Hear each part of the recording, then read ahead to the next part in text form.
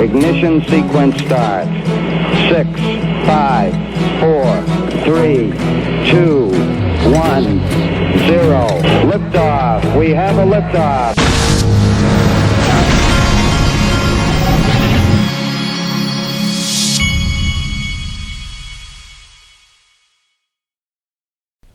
Hey everybody, this is the Digital Asset Investor, and I've got some interesting stuff today, and the good news is it's Friday.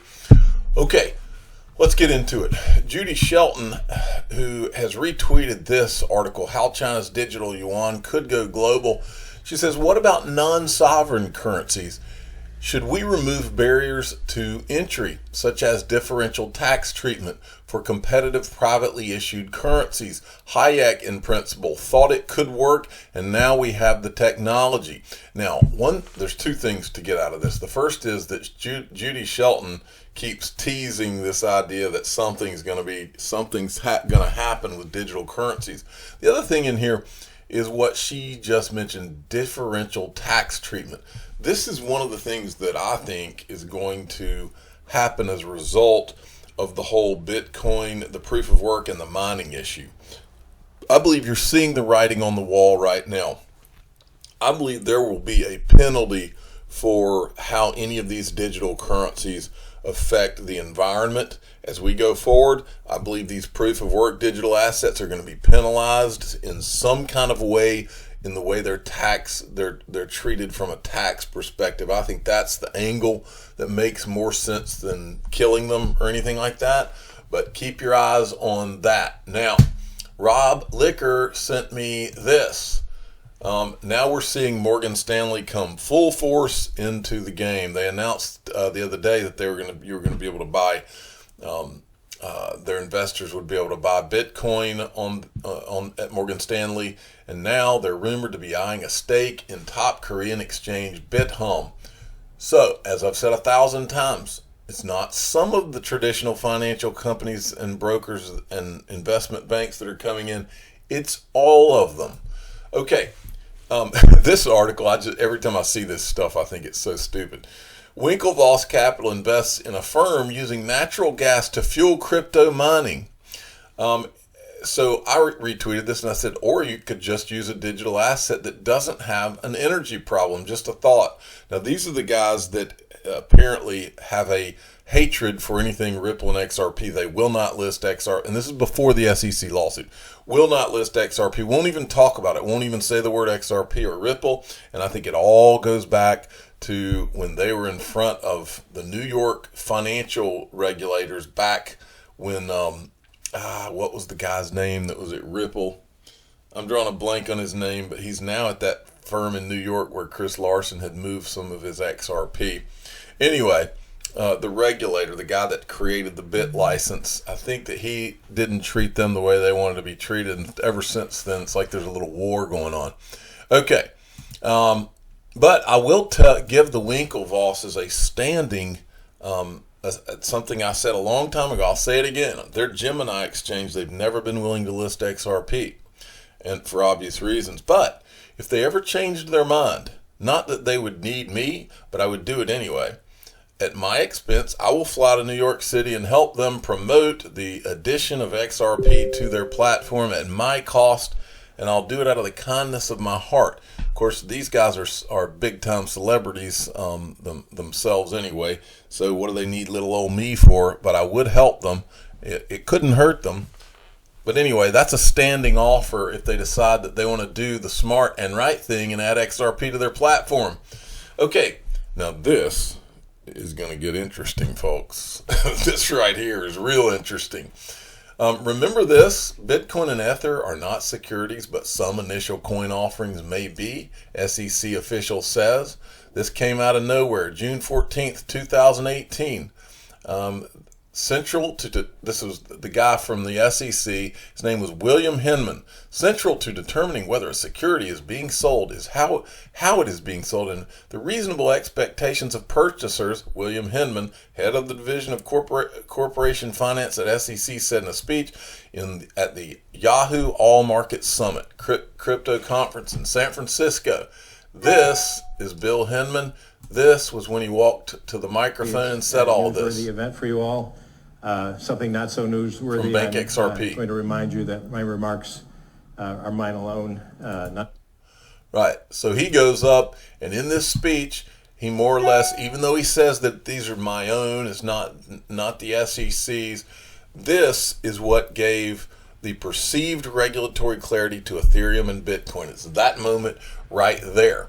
So yesterday, and this is crypto law, you need to follow this. This is John Deaton, the guy who's got the class action lawsuit against the SEC. John Deaton, Crypto Law US, at Crypto Law US. He also has a website, which I'm sure the link is there.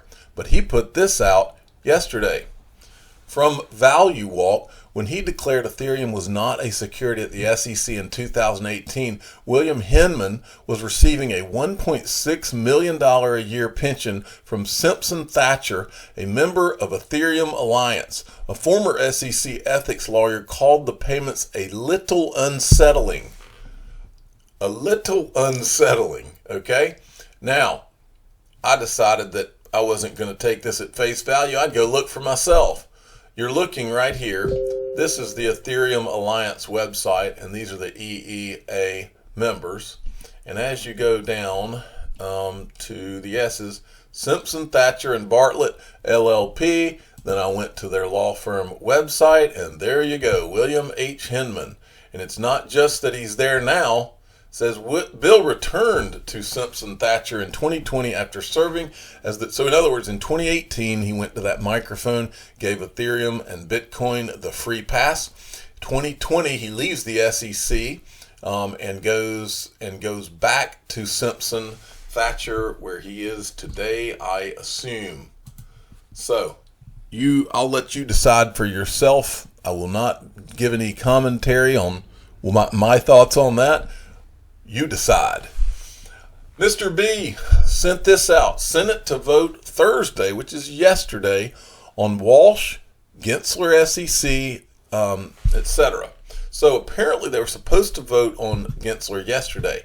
And the article was very specific about that, but I haven't heard anything yet. When I do, you will. Now, this is from Steve Forbes. I want you to listen to this because I've been warning you. Look, Bitcoin, I've told you that the adult in the room, that Ripple's the adults in the room for all these years. And I've told you the reason I chose XRP is because I've been around. I'm 47 now, and I knew that there's no way on the earth that the powers that be, I don't care who thinks that this thing can't be controlled, it can be controlled. And the reason I chose XRP is because Ripple was working with the regulators from the very beginning, and it was real technology.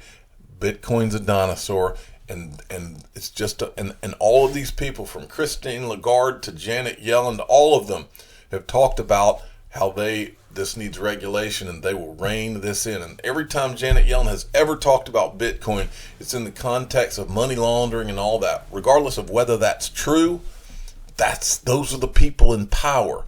Listen to what he says. Cryptocurrencies. A big battle is brewing that will rock the worlds of politics, economics, and finance. Hello, I'm Steve Forbes, and this is What's Ahead, where you get the insights you need to better navigate this turbulent world. A gigantic financial and political clash is coming. On the one side, governments and central banks. On the other, creators and users of cryptocurrencies.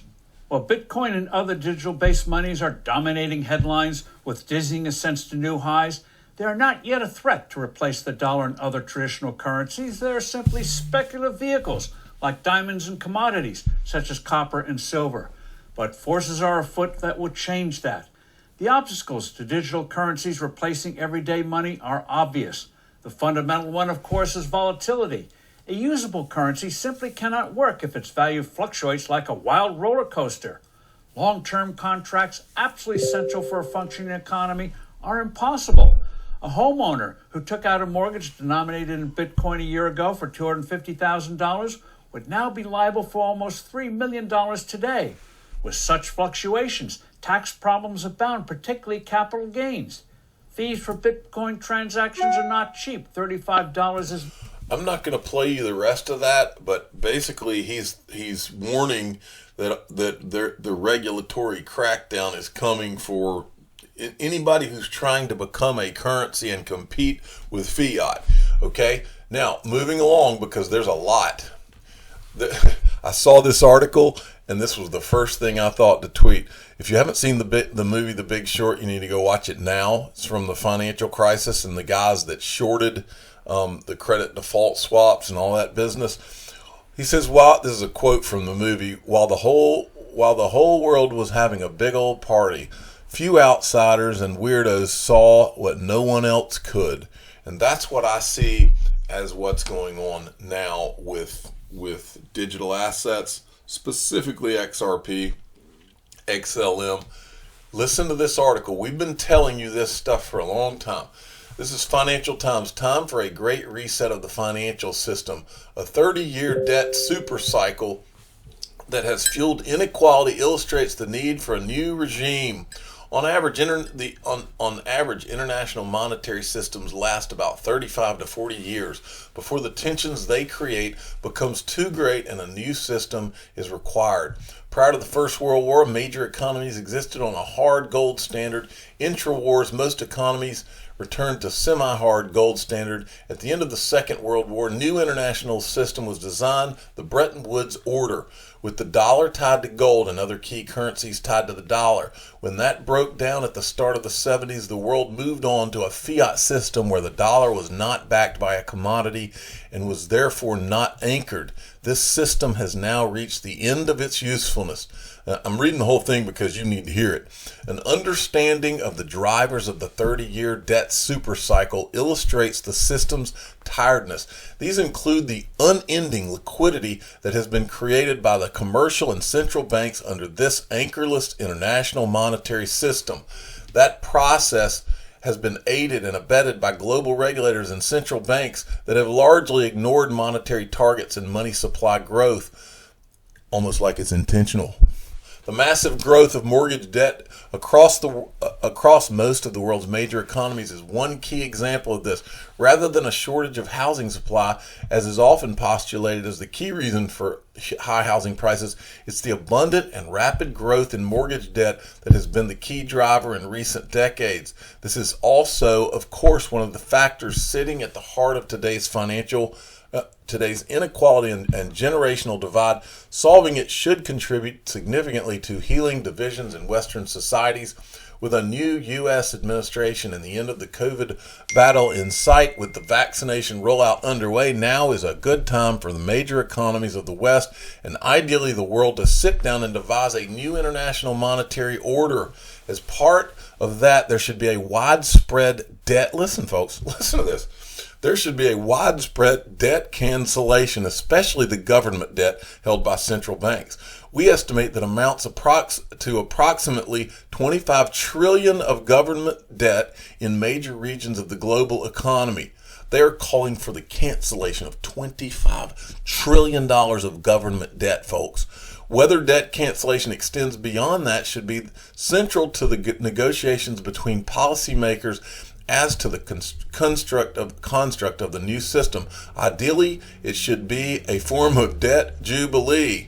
The implications for bond yields post-debt cancellation need to be fully thought through and debated. A normalization in yields as liquidity levels normalize is likely. Folks, this is where the rubber meets the road, right here.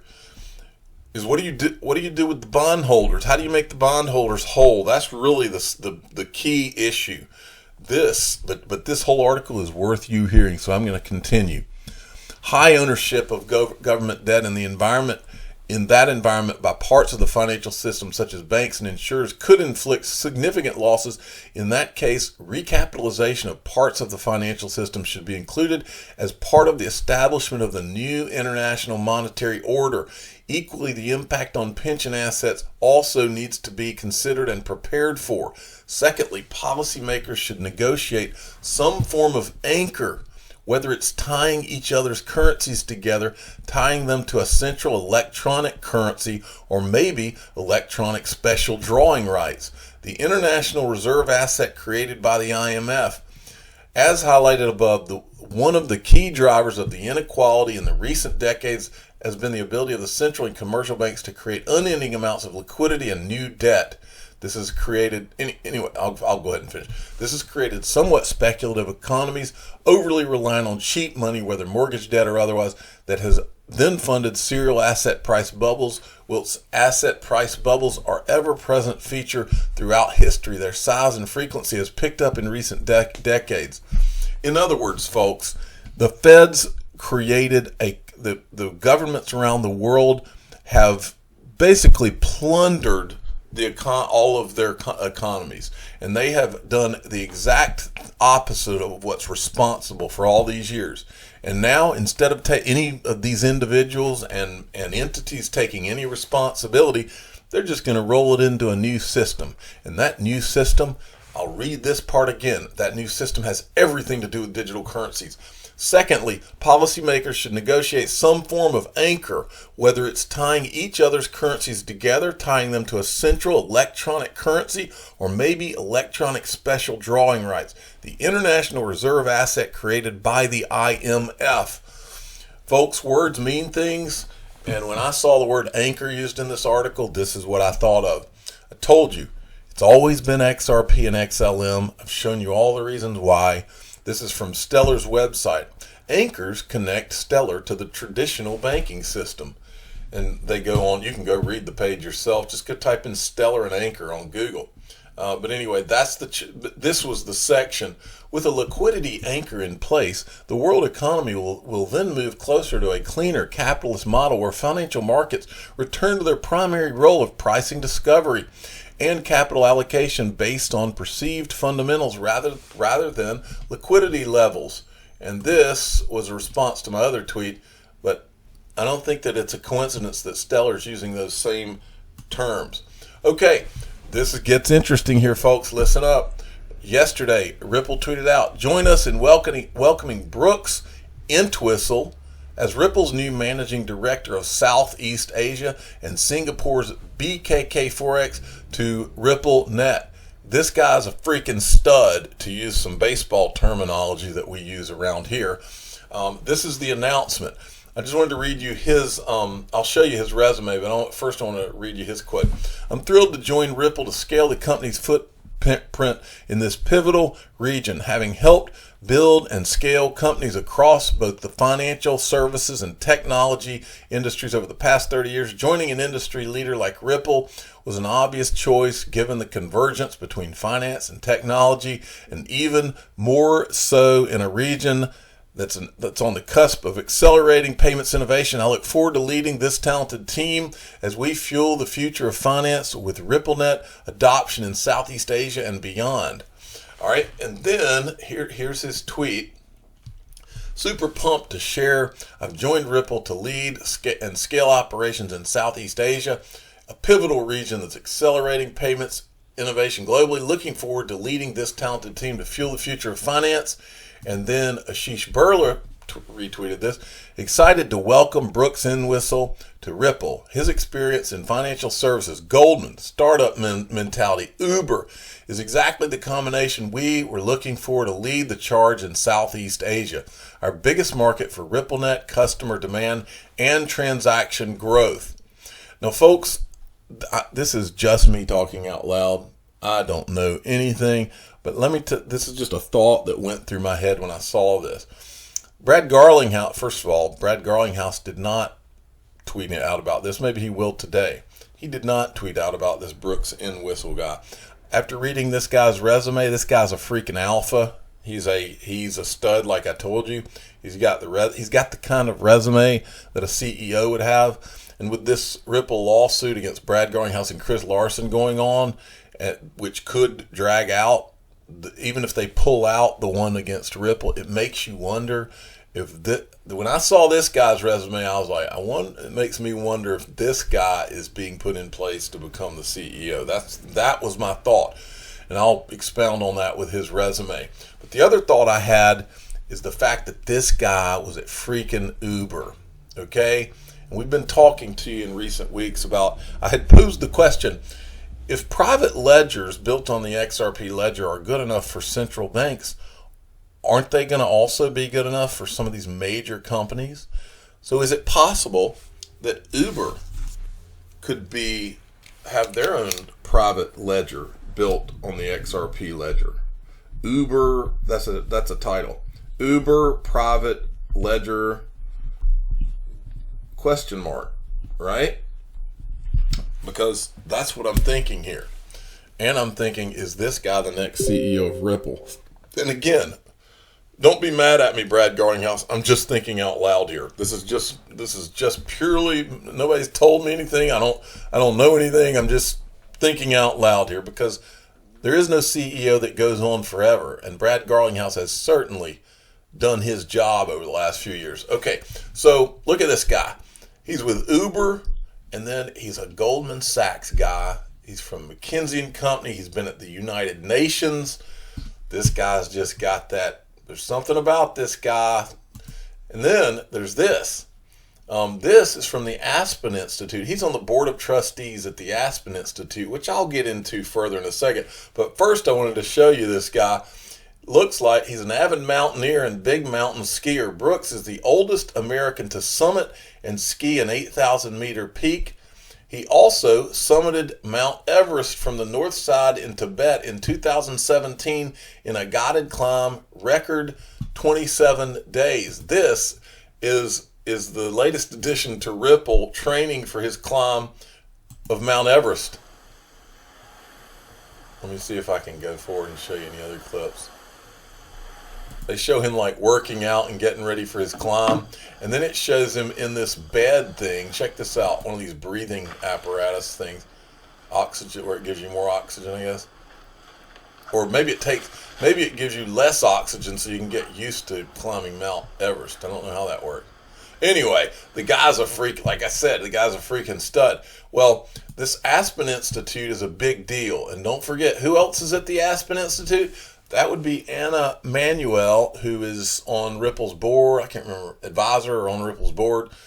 And she's also the one who is in the Rice Hadley Gates, and Manuel is her company with Condoleezza Rice, Robert Gates, who is the Secretary of Defense, the National Security Advisor, Stephen Hadley. That's her firm. And she's on Ripple's board or an advisor one. So she's on that with him. Now, what's the Aspen Institute? You're going to find this interesting because I did. This was an institute. It's a think tank. It's one of the largest. It's one of the top 50 think tanks in the world. And these think tanks are where the rich and powerful of this world create, where they put in motion everything that is world changing, folks, including digital assets. Okay, this is one of them. Don't underestimate this, and I'll show you why. The Aspen Institute is largely funded by foundations such as Carnegie Corporation and the Rockefeller Brothers Fund and the Gates Foundation, the Lumina Foundation, the Ford Foundation. You see who's a part of all these things? This thing was a creation of Walter Pepke. He was a Chicago businessman. Now, what I did not know, which I now know and you're about to know, is that Aspen, as we know it today, was literally created by this guy who founded this Aspen Institute. This was his idea. They literally created Aspen. Watch this. This is on the Aspen Institute website. You must understand what Aspen was like when we first came. Aspen was a ghost town. A drunken friend of mine. This is that guy's wife, okay? The Walter Pepke, that's his wife. Listen to what she says. Pussy, you would love Aspen. It's Victorian. Nothing has been changed. The people's fled the valley. They're empty houses full of old Victorian abandoned furniture. Walls are standing, but roofs are leaking. It is a shambles, but the skiing is wonderful up there. I felt that this country was gorgeous. Elizabeth often rhapsodized about her 1939 visit and finally brought Walter to see Aspen in the spring of 1945. He had the idea of creating here in this lovely valley, this beautiful small village which had slept from the time of the fall of the silver dollar to slumber like Sleeping Beauty, and it didn't wake up until Walter came and tried to give people jobs, which would give them money, to give them housing, clothing on their back, and food in their stomach. At that time, we thought it would be very interesting if it would be possible to have a renaissance of that type of community where some of the three, or the only three probably, parts of man's life, namely the economic. So anyway, I'm not going to show you any more of that, but that is how Aspen, that guy was literally who created Aspen, and it was this Aspen Institute that did it. It's number 21 out of 50 in terms of the think tanks in the world. It says the Aspen Institute's Board of Trustees is easily the most impressive of the 50 think tanks on the list and includes such names as Madeleine Albright, Salman Khan, David Koch, Yo-Yo Ma, Queen Noor of Jordan, and Condoleezza Rice. Acclaimed author Walter Isaacson in Aspen's current and president CEO, and this is probably from a little while back. And then this is the Board of Trustees now. You'll notice there's Mike Bezos. He's from the Bezos Family Foundation. I'm assuming he's related to Jeff Bezos. And then as you go down, you will see there's Katie Couric. As you go down, you'll see John Doerr from he's the partner at Kleiner Perkins, the VC firm. Here's Brooks Entwistle. And then there's Michael Eisner, from the CEO of Walt Disney, I guess is what he was. Look, these people are the people that run the world, folks. When you got a guy like this joining Ripple, for those of you that have been all freaked out about an SEC lawsuit, let me go ahead and tell you, a guy like this, a guy with this guy's pedigree, he's not coming to Ripple because he just thinks it's a maybe or whatever. He's coming to Ripple because he knows. So another title for this video might be Brooks Entwistle Knows. Let me write that down, because he's not coming here for nothing. Trust me on that. Okay, wanted to show you this. I mentioned, I think briefly the other day, Link2, who is one of my sponsors. In the description of this video, you can download their app and you can go to their website. Now, what Link2 is, it's an app, and it's a way for you to buy private equity in a lot of these blockchain companies that we talk about all the time. We invest in digital assets, but I also invest in the private equity, and I do it on the Link2 platform. And so anytime they add something, I try to give you a little bit about what it is. Link2 is proud to feature Bloomreach. It's not just, by the way, it's not just fintech stuff. It's also AI and all kinds of different companies. They added Bloomreach. It uses cloud-based software to help companies create the best customer experience. Look at this. This is from Bloomreach's YouTube channel. It's just an easy explanation of what they do. Your customers are looking to connect to products, relevant content, and ultimately with a brand that delivers an engaging experience. But many challenges have been holding you back from delivering an experience that connects. You need an experience platform that allows you to build content that inspires and educates, enables customers to find products and services quickly and reliably, bring business online with velocity. That's where Bloomreach comes in. Bloomreach Experience, BRX, is a modular platform that includes AI search, personalized merchandising, and a connected CMS. BRX's search technology ensures your customers find what they're looking to buy. Then, merchandisers leverage data-driven tools to curate product assortments, all with the help of AI. Finally, a flexible and lightweight CMS allows you to quickly create and deliver personalized content across all digital channels. With BRX, marketers and merchandisers become more efficient, data-driven, and personal. Your website continuously learns and optimizes.